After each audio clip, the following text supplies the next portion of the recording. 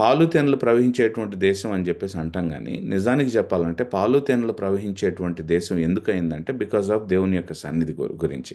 ఐగుప్తు లాంటిది కాదు. ఐగుప్తు చాలా సారవంతమైనటువంటి నేల. ఎందుకంటే నైలు నది వరప్రసాదం అంటారు ఐగుప్తుని. అక్కడ ఇరిగేషన్ చాలా బాగుంటుంది. అంటే పంటలు బాగా ఈజీగా పండించుకోవచ్చు ఐగుప్తులో. తర్వాత ట్రాన్స్పోర్టేషన్ చాలా ఈజీ. ఎందుకంటే నేల అంతా కూడా పల్లవమైనటువంటి నేల కాబట్టి.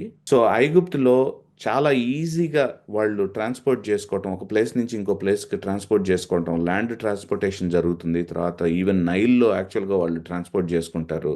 ఇవన్నీ చాలా ఈజీ. కానీ వీళ్ళు వెళ్తున్నటువంటి ల్యాండ్ ఏదైతే ఉందో, ఇజ్రాయేలీల్ని ఏ ల్యాండ్కి అయితే తీసుకెళ్లాడో అది ఈజీ ల్యాండ్ కాదు.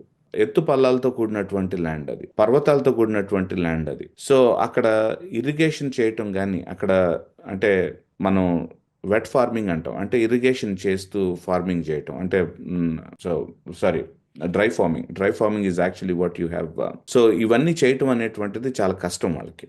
కాబట్టి solely they have to depend on Jehovah యొక్క బ్లెస్సింగ్ మీద ఆధారపడాల్సినటువంటి ల్యాండ్. అంటే ఆ ల్యాండ్ యొక్క విధానమే, ఆ ల్యాండ్లోకి ఎందుకు తీసుకొచ్చాడంటే వాళ్ళ విశ్వాసంలో వాళ్ళని తర్ఫీదు చేయడానికి. It is really to make them fit for the mission of God.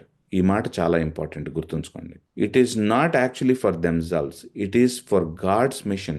దేవుని యొక్క మిషన్కి వాళ్ళని తగినటువంటి వాళ్ళుగా ఫిట్ చేయటానికి.